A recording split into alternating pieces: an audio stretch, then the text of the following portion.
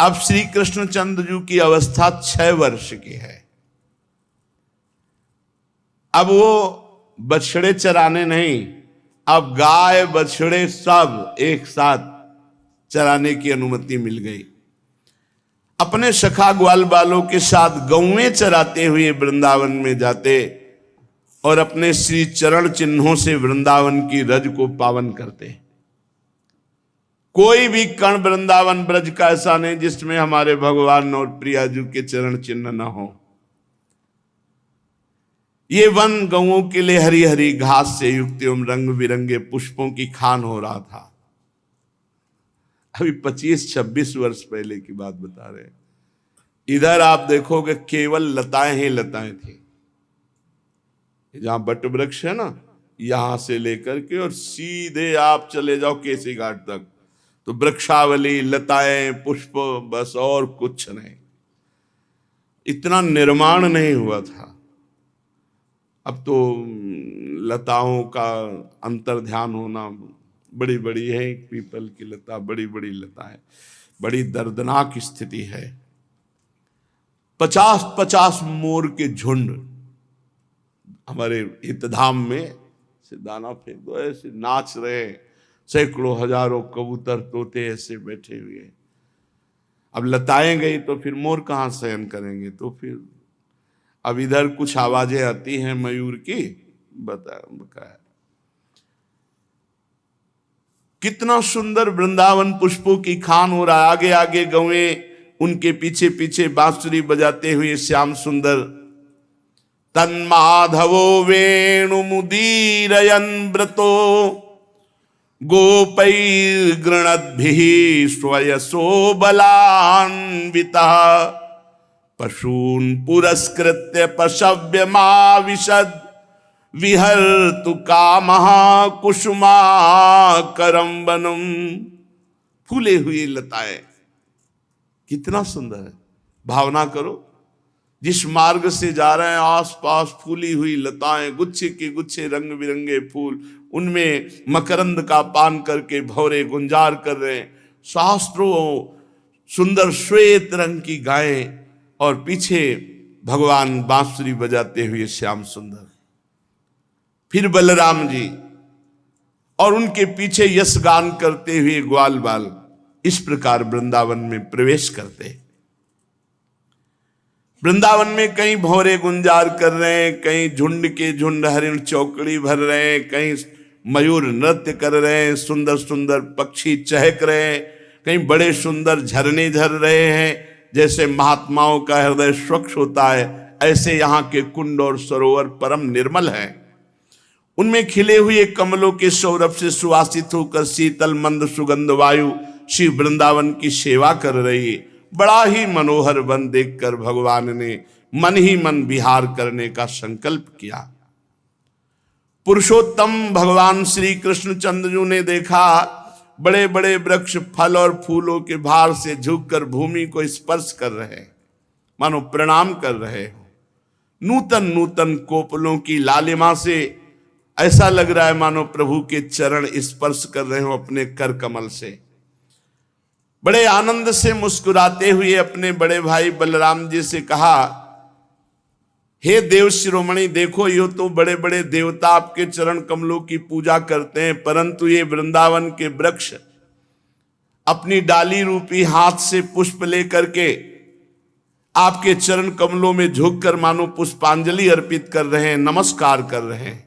क्यों न हो इसी सौभाग्य के लिए तो ये वृंदावन के वृक्ष बने हैं आकर। हे आदि पुरुष, आप इस वृंदावन में अपने ऐश्वर्य रूप को छिपाकर बालकों की सी लीला कर रहे हैं, फिर भी आपके श्रेष्ठ भक्त मुनिगण अपने इष्ट देव को पहचान कर देखो, ये भौरों के रूप में बड़े बड़े मुनि आपके भुवन पावन यश का निरंतर गुणगान कर रहे हैं। वास्तव में आप ही स्तुति करने योग्य है। प्रभु, जैसे सदगृहस्थ अपने घर में आए हुए संत को देख करके आह्लादित हो जाता है, ऐसे देखो ये आपको आया देखकर यहाँ के मोर कैसे नाच उठे, हरिणियां मृगनयनी गोपियों के समान अपनी प्रेम भरी तिरछी चितवन से आपके प्रति प्रेम प्रकट कर रहे हैं, आपको प्रसन्न कर रहे हैं। ये कोयले मधुर मधुर कुहू कुहू ध्वनि करके आपका स्वागत कर रहे हैं। प्रभु, ये सब वनवासी होने पर भी धन्य है, क्योंकि संत पुरुषों का स्वभाव ही ऐसा होता है कि आए हुए अतिथि को अपनी प्रिय से प्रिय वस्तु भेंट करके उन्हें प्रसन्न करते हैं। प्रभु, ये वृंदावन की भूमि धन्य हो गई, क्योंकि आपके चरण स्पर्श प्राप्त हुए। ये हरी हरी घास धन्य है, क्योंकि आपके चरणों को सुख पहुंचा रही। वृंदावन की वृक्ष लताएं झाड़ियां, ये सब आपके शरीर का वायु स्पर्श प्राप्त करके, करकमल का स्पर्श प्राप्त करके अहोभाग्य है। ये आपकी दया भरी चितवन, यहां की नदी पर्वत पशु पक्षी सबको कृतार्थ कर रही है। प्रभु, ये ब्रजगोपी आपके वक्षा स्थल का स्पर्श प्राप्त करके, जिसके लिए स्वयं लक्ष्मी जी भी लालायित रहते हैं, धन्य धन्य हो रही है। परीक्षित, इस प्रकार परम सुंदर वृंदावन को देखकर भगवान श्री कृष्ण बहुत ही आनंदित हुए। अपने सखा ग्वाल वालों के साथ गोवर्धन की तराई में गौएं चराते हुए अनेक प्रकार की बाल लीलाएं करते। एक तरफ ग्वाल बाल बैठ करके भगवान श्री कृष्ण की चर्चा करते, दूसरी ओर बलराम जी के साथ बनमाला पहने हुए भगवान भौरों के स्वर में स्वर मिलाकर गुंजार करते हुए खेलते। कभी कभी श्री कृष्ण कूजते हुए राजहंसों के तरह स्वयं कूजने लगते, कभी नाचते हुए मोरों के साथ ऐसे नाचते कि मयूरों को उपहासास्पद बना देते, कभी मेघ के समान गंभीर गर्जना करते, कभी बड़े प्रेम से नाम लेकर जिस गाय को पुकारते वही हुंकार करती हुई आ जाती। कभी चकोर, क्रौंच, चकवा, भरदूल, मोर आदि पक्षियों की आवाज, कभी बाघ सिंह आदि की गर्जना, कभी बाघ सिंह आदि से भयभीत होने वाली लीला। जब बलराम जी खेलते खेलते थक कर किसी ग्वाल बाल की गोद में सिर रखकर लेट जाते, तो भगवान श्री कृष्ण धीरे धीरे चरण दबाने लगते, पंखा झलते, बलराम जी की सेवा करते।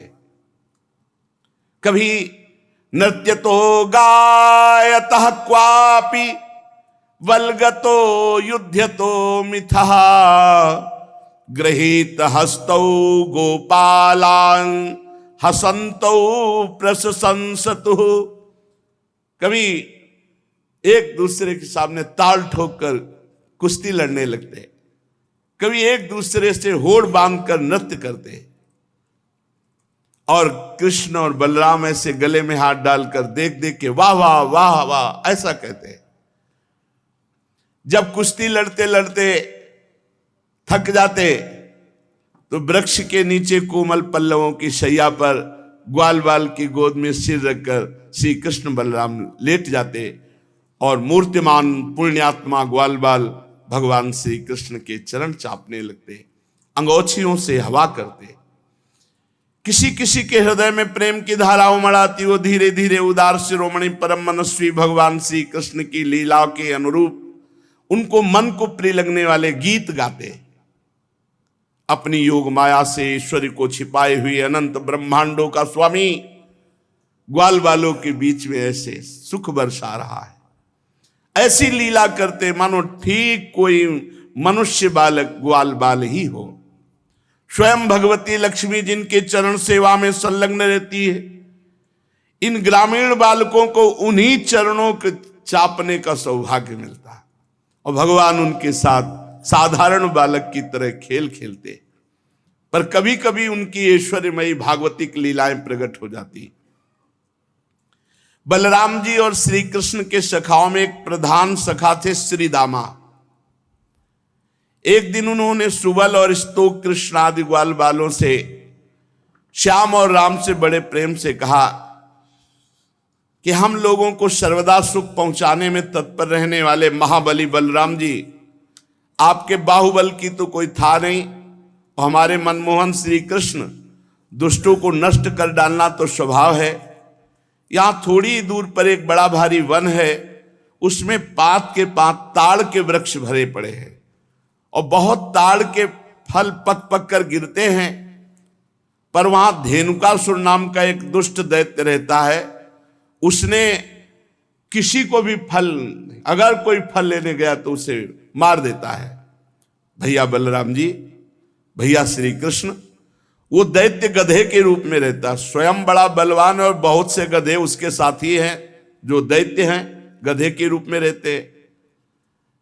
शत्रुघाती भैया उस दैत्य ने अब तक न जाने कितने मनुष्यों को मार डाला।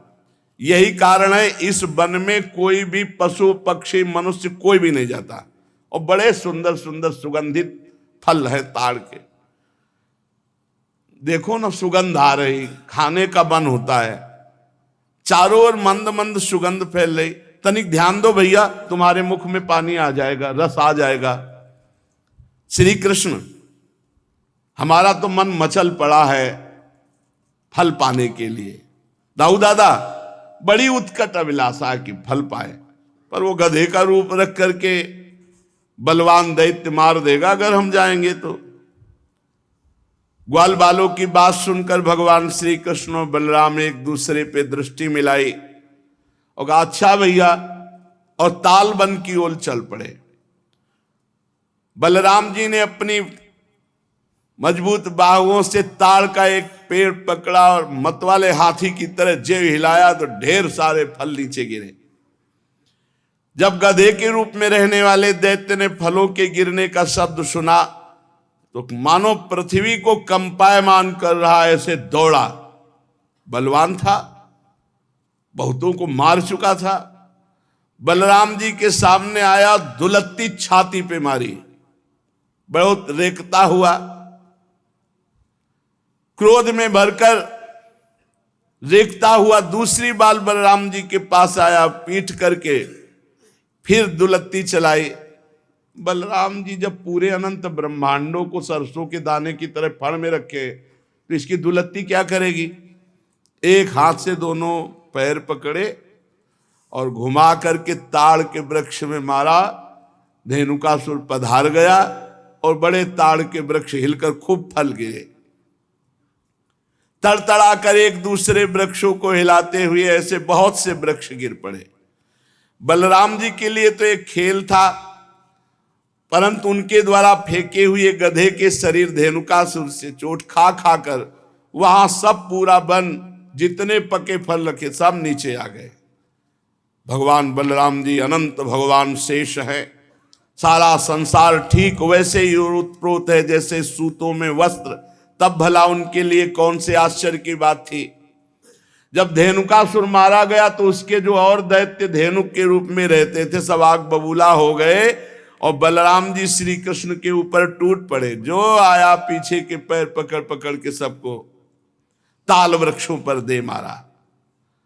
उस समय वो भूमि ताड़ के फलों से पट गई, टूटे हुए वृक्ष और दैत्यों के प्राणहीन शरीर। बलराम जी और श्री कृष्ण की मंगलमयी लीला देखकर देवतागण फूल बरसाने लगे, बाजे बजाने लगे। धेनुकासुर मारा गया, उसके अनुयायी मारे गए। अब तो सब ब्रजवासी गोप बालक और गोपजन खूब सुंदर मीठे मीठे ताड़ के फल पाए। इसके बाद कमल दल लोचन भगवान श्री कृष्ण बड़े भाई बलराम जी के साथ ब्रज में आए। उस समय उनके साथी ग्वाल बाल उनके पीछे पीछे उनकी स्तुति करते जाते। क्यों न हो, भगवान की लीलाओं का गायन और भगवान की लीलाओं का श्रवण सबसे जल्दी निष्पाप करता है। निष्पाप करने वाला सबसे बड़ा तीर्थ है भगवान की लीला कथा श्रवण और गायन। जिस समय पीछे पीछे ग्वाल बाल यश गान करते चल रहे, आगे भगवान श्री कृष्ण तम गो रजस्छुरित कुंतल बद्ध बर्ह वन्य प्रसून रुचिरे क्षण चारुहासम वेणुं क्वणंतमनुगैरनुगीत कीर्तिम गोप्यो दिद्रक्षित दृशोभ्यगमन समेता। उस समय भगवान श्री कृष्ण की घुंघराली अलकावली गौओं के खुरों से उड़ उड़ करके रज माथे पर अलकावली पर, सिर पर मोर पंख का मुकुट और केश पास में सुंदर जंगली पुष्प सखाओं ने गूथे, नेत्रों में मधुर चितवन, मुख पर मनोहर मुस्कान और मधुर मधुर मुरली बजाते हुए ग्वाल बालों के साथ ब्रज में प्रवेश कर रहे हैं। गोपियां भाग करके मार्ग में खड़ी हो जाती, दिन भर इंतजार करती, शाम के जब देखती कि नेत्रों को जीवन दान देने वाले श्री कृष्ण आ रहे हैं। गोपियों ने अपने नेत्र रूपी भ्रमरों से भगवान के मुखारविंद का मकरंद रस पान करके दिन भर के विरह की जलन शांत की। भगवान ने भी उनकी तरफ प्रेम भरी चितवन से उनको सुख प्रदान किया। यशोदा मैया रोहिणी जी का हृदय वात्सल्य स्नेह से उमड़ रहा था। उन्होंने बलराम जी और भगवान श्याम सुंदर के घर पहुंचते ही इच्छा अनुसार उनको स्नान कराया, वस्त्र पहनाया, फिर खिलाया पिलाया। दोनों भाइयों ने माताओं का परोसा हुआ स्वादिष्ट अन्न भोजन किया। इसके बाद बड़े लाड़ प्यार से दुलार करके यशोदा और रोहिणी जी ने उन्हें सुंदर सैया पर सुलाया। भगवान श्री कृष्ण इस प्रकार वृंदावन में अनेकों लीलाएं करते। एक दिन अपने सखा ग्वाल बालों के साथ यमुना तट पर गए। उस दिन बलराम जी साथ नहीं गए थे। जब कोई विशेष लीला करनी होती थी तो बलराम जी को किसी न किसी बहाने से भगवान रोक देते थे। और दूसरी बात, ये भैया जी हैं, कद्रू के बड़े पुत्र हैं अनंत शेष भगवान, और उनके पुत्रों में है ये कालिया नाग भी। तो उस दिन बलराम जी को साथ नहीं लाए। जेठ महीना, गर्मी बहुत, अब अत्यंत प्यासे हो गए सब बछड़े गौएं सखा, और किसी को ध्यान नहीं रहा। काली दह में सबने पानी पिया, बछड़ों ने, सखाओं ने, गौएं गोपों ने, पीते ही सब मर गए। इतना जहरीला सांप था कि वो कुंड का कुंड पूरा यमुना जी का जहरीला था। यही अपने घर की बात है, काली दह। भगवान ने देखा कि ये तो बहुत गलत हो गया, हमारे सब परिकर तो पधार गए। कितनी बार पधार गए। हाँ, देखो आगासुर में, बकासुर में भगवान श्री कृष्ण चंद्रजू ने अपनी अमृत बरसाने वाली दृष्टि से तत्काल जीवित कर दिया। किसी को ऐसा अनुभव ही नहीं हुआ कि हम मर गए थे। सबको चेतना आई, आश्चर्यचकित होकर एक दूसरे को देख रहे हैं, पर ऐसा नहीं पता कि श्री कृष्ण चंद्रजू की अमृत दृष्टि से हम जीवित हुए हैं। हम लोग तो विषैला जल पी जाने के कारण मर चुके थे। भगवान श्री कृष्ण चंद्रजू ने हमें जिला। भगवान की ऐसी लीला है, वो जनाना ना चाहे तो कोई जान नहीं सकता है। भगवान ने देखा कि ये महाविषधर कालिया यमुना जी के हमारे लीला स्थली को ये तो बहुत अशुद्ध कर दिया है। अब ना कोई आचमन कर सकता है। इतना जहरीला जल था कि ऊपर से कोई पक्षी उड़े तो उसकी भाप से मरकर उसी में गिर पड़े। ब्रह्मन भगवान श्री कृष्ण ने यमुना जी के अगाध जल में किस प्रकार सर्प का दमन किया, और कालिया नाग जलचर जीव तो था नहीं, ऐसी दशा में अनेक युगों तक यहां वृंदावन में काली दह में क्यों रहा। ब्रह्म स्वरूप महात्मन भगवान अनंत हैं, वे अपनी लीला प्रकट करके स्वच्छंद विहार करते हैं। गोपाल रूप से उन्होंने जो उदार लीला की वो अमृत स्वरूप है, उसका श्रवण करके बहुत सुख मिलता है। आप कृपा करके ये रहस्य वर्णन करें, यहां वृंदावन में क्यों रह रहा था ये कालिया। और कालिया कोई सांप, कोई जलचर जीव तो है नहीं, बराबर जल में ही क्यों रह रहा था। तो श्री सुखदेव जी ने कहा, परीक्षित, यमुना जी में ये विशाल कुंड है। इस विशाल कुंड में कालिया ने अपना निवास स्थान बनाया। इतना विषधारी था कि काली दह का पूरा जल ऐसे उबाल मारता था, खौलता रहता था। यहां तक कि उसके ऊपर उड़ने वाले आकाश में जो पक्षी हैं वो भी झुलस कर गिर के मर जाया करते थे। और उसके विषैले जल की नन्ही नन्ही बूंदें जब वायु ले जाती तो वृक्ष भस्म हो जाते आसपास के। ऐसा जहरीला सांप, एक छोटी बूंद भी जहां पड़ जाए वहां आग लग जाए, ऐसा जहरीला। पशु पक्षी लता वृक्ष सब नष्ट हो रहे थे आसपास के। भगवान ने कहा है मेरी लीला विहार स्थली, इस दुष्ट का तो दमन करना ही पड़ेगा। जब उन्होंने देखा कि सांप का विष का वेग बड़ा प्रचंड भयंकर है, विष ही इसका महान बल है, और मेरी बिहार स्थली यमुना जी दूषित हो गई हैं, तो भगवान श्री कृष्ण ने खेल रचा। आओ भाई सब कंदुक लीला खेलते हैं। और श्री दामा का कंदुक था, गेंद था, भगवान ने लिया सीधे घुमा के मारा, काली दह में गिरा। एक कन्हैया हमारा गेंद, जैसे बच्चे अब तो हमें गेंद चाहिए, तुझे गेंद चाहिए ना, मैं अभी ला के देता हूं, चुप रहे। और भगवान ने फेंका इसीलिए था कोई बहाना मिले, और कमर में पीतांबर बांधी और संकल्प बनाया, एक कालिया अब भागना पड़ेगा तुझे, और ताल ठोकी और कूद गए जल पे। भयंकर विष, विष जल क्या विष एकदम। और भगवान के कूदने से जल और हिलोने मांगने लगा। 400 हाथ तक जल छिटका, जब अचिंत महाशक्ति भगवान ताल ठोक करके कूदे, और मतवाले गजरात की तरह डूबते हुए मथते जाते थे जल को। भगवान की भुजाओं की टक्कर से बहुत जल में शब्द हो रहा था, सो रहा था कालिया काली दय में। आंख से सुनने वाले काली नाग ने वो आवाज सुनी, कौन आ गया इतना बलवान की जीवित मेरे देह में घुसाया। सहन नहीं हुआ, वो चिढ़ करके सामने देखा एक नीलमणि श्याम सुंदर सलोना बालक, वर्षाकालीन मेघ के समान अत्यंत सुकुमार, इतना सुंदर कि थोड़ी देर तो कालिया पहले दर्शन ही करता रहा। वक्षास्थल पर सुनहरी रेखा, पीतांबर धारण किए हुए, मंद मंद मुस्कुराकर भुजाओं से जल को ऐसे मार रहे। कालिया ऊपर से लेके चरण तक दर्शन किया। चरण मानो कमल की पराग की गादी हो नीचे के, इतना आकर्षक रूप की काफी देर तो वो रूप ही दर्शन करता रहा। फिर देखा ये मुझसे तनिक भी भयभीत नहीं हो रहा, मौज से मेरे विषैले जल में खेल रहा। तब उसको क्रोध आ गया और उसने सांप का बल पहले वो बंधन में बांधता है, भगवान को बंधन में बांधा और डसा मर्म स्थानों में। उसके सैकड़ों फण थे।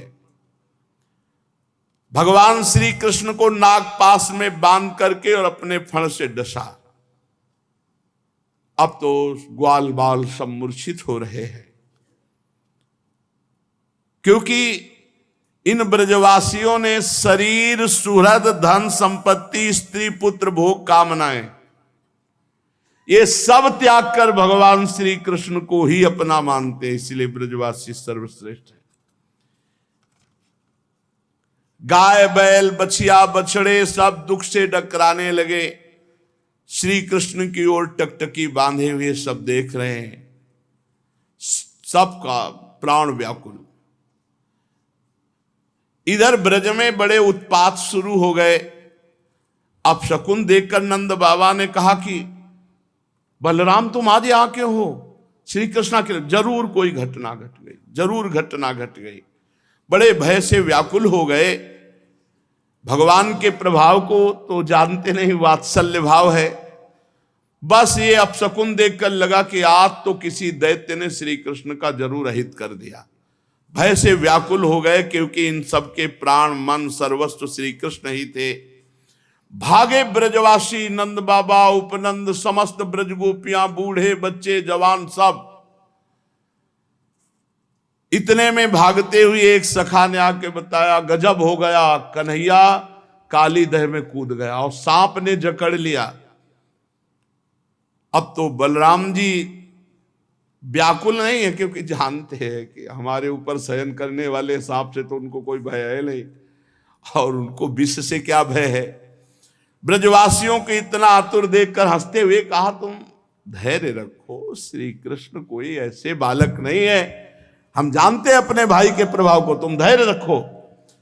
लेकिन ब्रजवासी प्यार जो प्रभु से ही केवल किए हुए हैं, सब यमुना के समीप पहुंच गए, सब देख रहे।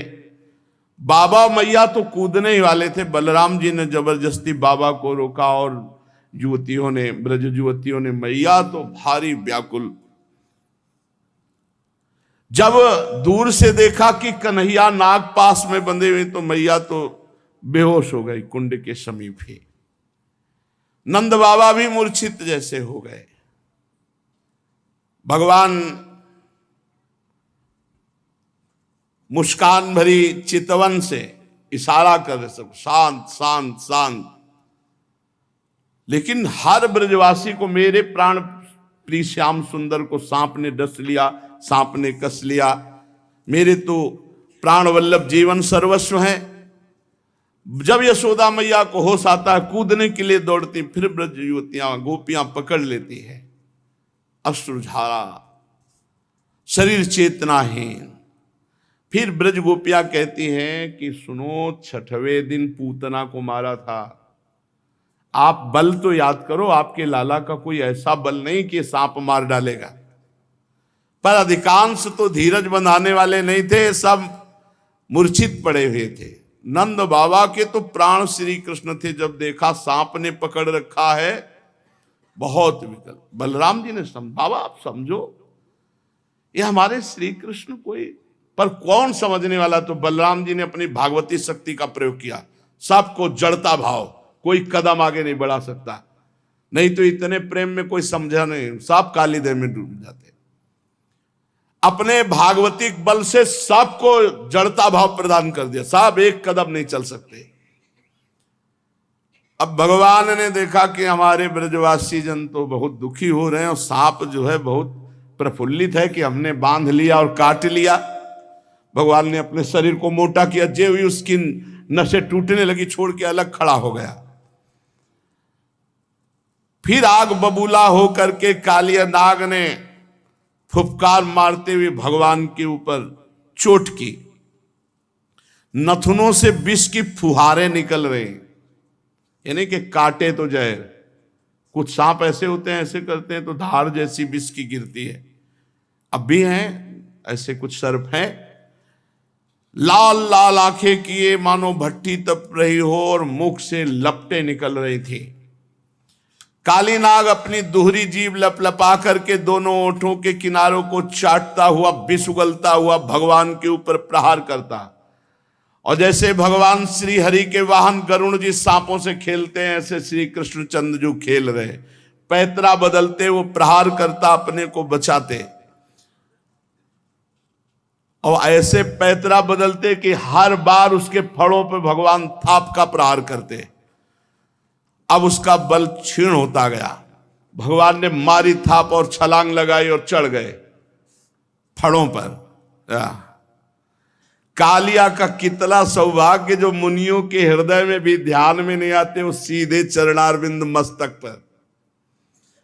कालिया के मस्तक पर लाल लाल मणियां थी, सर्प मणि।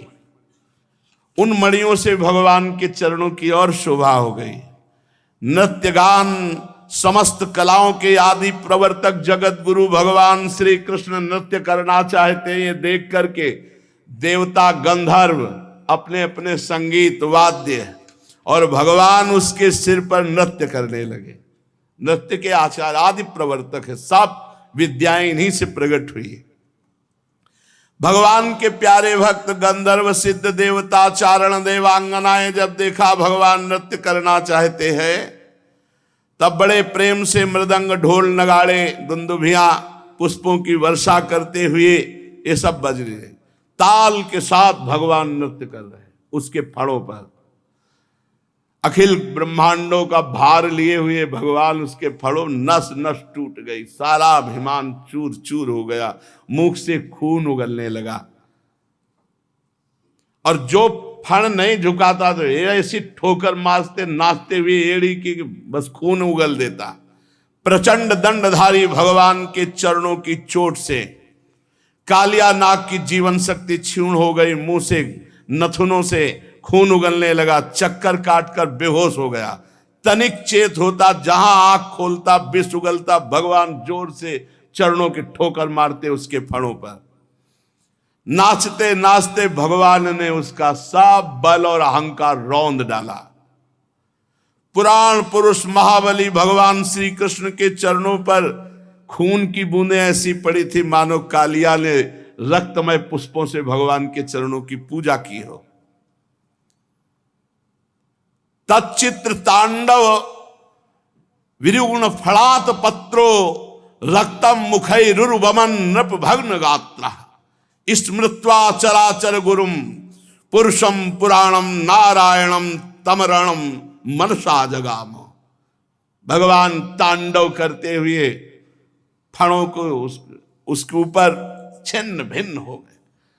अब जब देखा कि बस मरने वाला ही हो तो उसे याद आई, हे पुराण पुरुष पुरुषोत्तम भगवान नारायण हमारी रक्षा कर। और ये पता नहीं कि वही चढ़े हुए हैं। भगवान श्री कृष्ण के उदर में संपूर्ण विश्व ब्रह्मांड भारी बोझ से कालिया का ये छोटा मोटा बलवान नहीं, गरुण से लड़ पड़ा था, गरुण जी से। और जब गरुण जी का प्रहार पड़ा तो भागकर यहां छुप गया। भगवान की प्रहार से सब अहंकार चूर हो गया, छिन्न भिन्न हो गए फण उसके। खून की उल्टी करती हुई भगवान नारायण का स्मरण किया। उसकी पत्नियां हाथ जोड़कर भगवान की शरण में आई, नाग पत्नियां चोटी खोल करके। यह अत्यंत दैन्य भाव होता है। और बड़ी घबराहट और पृथ्वी पर लौटकर साष्टांग प्रणाम किया। पृथ्वी पर लौट गई, हाथ जोड़कर प्रणाम किया और भगवान श्री कृष्ण से अपने अपराधी पति को मुक्त कराने के लिए वो स्तुति करने लगी। नाग पत्नियों ने कहा, न्यायो हि दंडः कृत किल विशेषमिस् तवावतारः खल निग्रहाय रिपोः सुतानामपि तुल्य दृष्टिर् धत्से दमं फलमेवानुशंसन अनुग्रहोऽयं भवतः कृतो हि नो दंडो असतां ते खलु कल्मषापः यद्दंड सूकत्व ममुष्य देहिनः क्रोधोपि तेनो ग्रहेव सम्मतः। प्रभु, मुझे पता चल गया आप अवतारी पुरुष हैं। उनकी पत्नियां कह रही, क्योंकि मेरे पति को इस दुर्दशा में पहुंचा देना किसी पुरुष की ताकत नहीं। ये परम पुरुष पुरुषोत्तम भगवान आपका अवतार हुआ। मैं अब जान गई, तो आपका अवतार दुष्टों को दंड देने के लिए हुआ है। और ये अपराधी था, प्रभु आपने दंड दे दिया, उचित है। प्रभु आपकी दृष्टि में शत्रु और पुत्र का कोई भेदभाव नहीं, इसलिए आप जो किसी को दंड देते हो वो उसके पापों का प्रायश्चित कराने और उसका परम कल्याण करने के लिए। हम लोगों पर बड़ा अनुग्रह किया जो आपने दंड दिया। यह है भक्ति। यह तो आपका कृपा प्रसाद है, क्योंकि आप जो दुष्टों को दंड देते हैं उससे उनके सारे पाप नष्ट हो जाते हैं। यह अपराधी है, इसमें तो कोई संशय नहीं प्रभु, क्योंकि अपराधी ना होता तो ये सर्प योनि को ही न प्राप्त होता। अपराधी तो है ही। इसलिए हम सच्चे हृदय से आपसे प्रार्थना करते हैं कि आप अपने क्रोध का त्याग करके अनुग्रह कीजिए। यद्यपि आपका क्रोध भी अनुग्रह ही है। प्रभु, जरूर जरूर इस सर्प ने पूर्व जन्म में मान रहित होकर कोई बहुत बड़ी साधना आपकी की है, क्योंकि आपके चरणारविंद सीधे उसके माथे पे पड़ रहे। इससे बड़े और कौन तपस्वी हो सकता है। ये सब जीवों पर दया करते हुए कोई बहुत बड़ा भजन किया, धर्म किया, तभी तो आप संतुष्ट हुए हैं। आप सबके जीवन स्वरूप आप इसके माथे पे नृत्य कर रहे हैं। इससे बड़ा सौभाग्य क्या होगा। भगवान, हम समझ नहीं पा रहे कि हम जैसों की कौन सी साधना हो सकती है और कौन सी साधना का फल हो सकता है कि आपकी चरण धूलि का स्पर्श पाने के लिए बड़े बड़े तपस्वी लालायित रहते हो, आपके चरणों को प्राप्त किया। कितनी चरण रज दुर्लभ है कि स्वयं अर्धांगिनी लक्ष्मी जी भी बहुत दिनों तक समस्त भोगों का त्याग कर नियमों का पालन करते हुए तपस्या की। प्रभु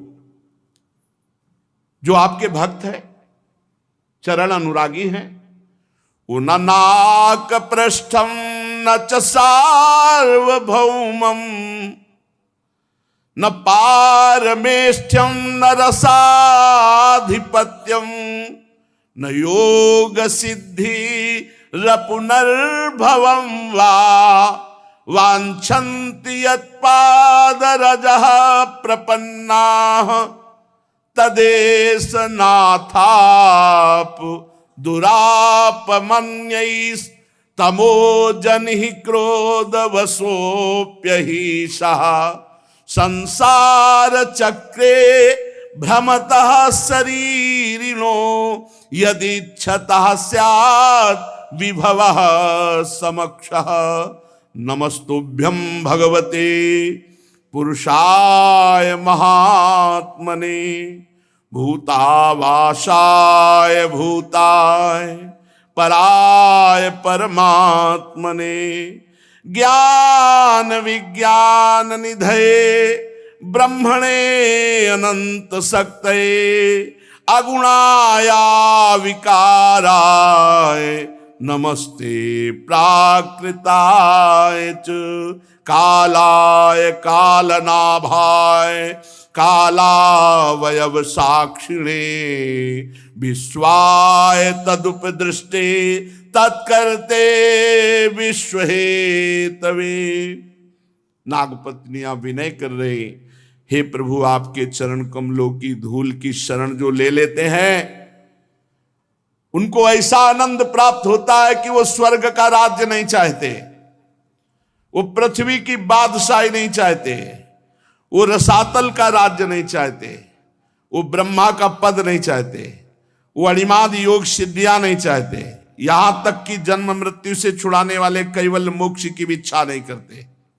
स्वामी, ये नागराज तमोगुणी योनि में उत्पन्न हुआ है, अत्यंत क्रोधी है, फिर भी इसको आपकी परम पवित्र चरण रज प्राप्त हुई जो दूसरों के लिए सर्वथा दुर्लभ है, जिसको प्राप्त करने की इच्छा मात्र से संसार चक्र में पड़े हुए जीव को संसार के वैभव संपत्ति की तो बात ही क्या, मोक्ष की भी प्राप्ति हो जाती है। प्रभु हम आपको प्रणाम करते हैं। आप अनंत एवं अचिंत्य ईश्वर के नित्य निधि हैं।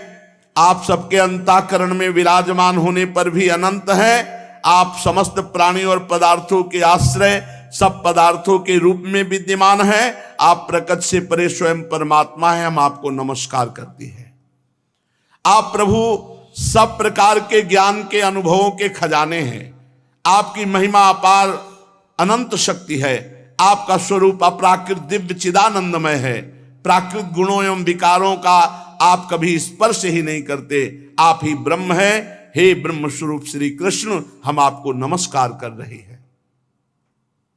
आप प्रकृति में क्षोभ उत्पन्न करने वाले काल हैं, काल शक्ति के आश्रय हैं, काल के क्षण कल्पादि समस्त अवयवों के साक्षी हैं। आप विश्व रूप होते हुए इस विश्व से अलग भी हैं, दृष्टा भी हैं।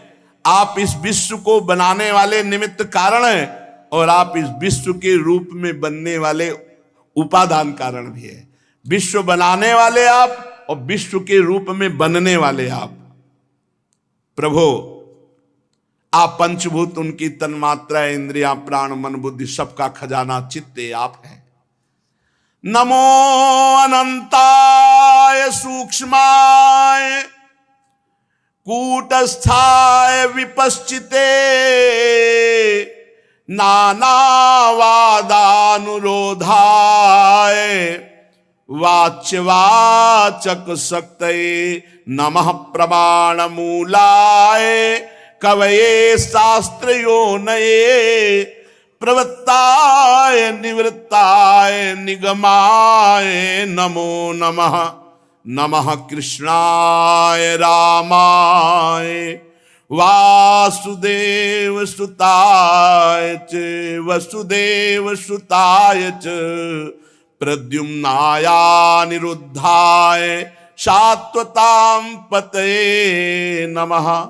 नमो गुण प्रदीपाय गुणात्मच्छादनाय च गुणवृत्त्युपलक्ष्याय गुणदृष्टेष्व संविदे। और भी बड़ी स्तुति है, शेष चर्चा आगे। भगवान की महिमा का गान करते हुए नाग पत्नियों ने भगवान से प्रार्थना की कि हमारे पति को क्षमा कर दिए। बड़े सुंदर शास्त्र के अनुभूत महापुरुषों के हृदय में जो वृत्तियां होती हैं, ये नाग पत्नियां बड़ी तपस्वी हैं, बड़ी भजनानंदी हैं, जो भगवान की ऐसी महिमा का गान करती हैं, क्योंकि इनको अनुभव है, तभी तो भगवत साक्षात्कार हुआ। तो शेष चर्चा आगे। श्री राधा वल्लभ लाल की।